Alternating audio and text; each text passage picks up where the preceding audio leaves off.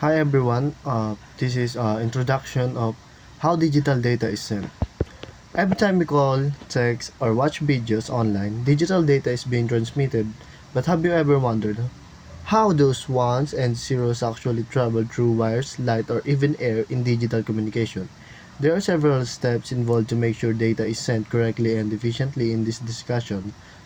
We'll go through the main blocks of digital communication system and see how everything works together. Now, here are the four main blocks of digital communication system. Think of them like a step-by-step process that data needs to pass through before it reaches the receiver. One is source coding. It is to compress data to remove redundancy. This step makes the data smaller by removing unnecessary repetition.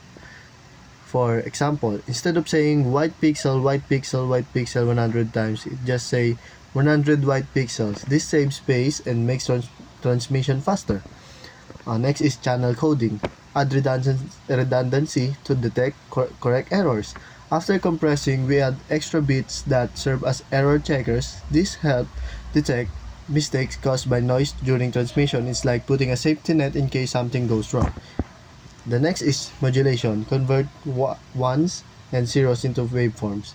Computers only understand 1 second and 0 second, but channels like wires or airwaves understand signals modulation, transform digital bits into wave patterns that can actually travel. Channel, the medium used to send signals.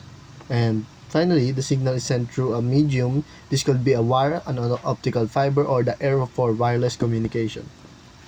Next is the channel. Let's take a closer look at the channel, which is basically the pathway where signal travels. Baseband channel, low frequency, voice telephone lines like that. In a baseband channel, the original signal is sent directly without needing a high frequency carrier. A common example is a voice sent through a landline telephone. Next is passband channel, uses a carrier frequency, Wi-Fi, radio, optical fiber like that. For longer distance or wireless transmission, the signal rides on a high frequency carrier wave. For example, Wi-Fi uses 2.4 GHz or 5 GHz to carry the internet signal. And the next is modulation. Now let's move on to modulation. This step is very important because without it, our digital bits wouldn't be able to move through channels like radio or fiber. One transforms ones and zeros into waveforms for transmission. Since channel understand the waves, we reshape bits into different waveforms as they can travel. Digital to analog converter makes signal in time domain. The DAC converts digital data into very varying voltages or light pulses that change over time. On off keying, light on equals 1, light off equals 0.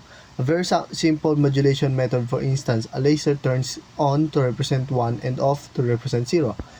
Phase shift keying, different phases for 1 and 0. More advanced, the angle or phase of the wave changes depending on whether it's a 1 or 0. Example of channels. Here are some real-life examples of channels where our signal travels. Wires needs an amplifier. Signals traveling through wires weaken over long distance, so amplifiers are used to boost them. Optical fiber uses lasers to send light pulses. Here, ones and zeros are represented by tiny flashes of light. Optical fibers can carry a huge amount of data very quickly. Wireless radio, Wi-Fi, like that, uses antenna and amplifiers. Antennas convert signals into radio waves that travels through air, and amplifier help make the signal stronger. Next is channel coding. Now let's go back to channel coding. This block makes sure that even if errors happen while sending data, the receiver can still recover the original message. Adds redundancy to correct errors caused by noise. Noise is unwanted disturbance that can change signal. Adding redundancy helps protect the data. Example, parity check. Add extra bit so total ones are even. If the receiver gets an odd number of ones when it expects an even number, it knows an error occurred. Helps detect and sometimes correct errors in transmission. Without this, even a small mistake in the signal could completely ruin the data. Source coding. Finally, let's go back to the first step, source coding. This step focuses on making the data smaller and more efficient to transmit.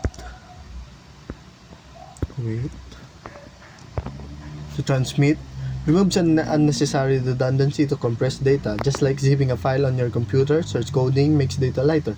Example, run length encoding like that. Instead of sending 100 white pixels one by one, it's just say 100 white pixel. This makes it much faster.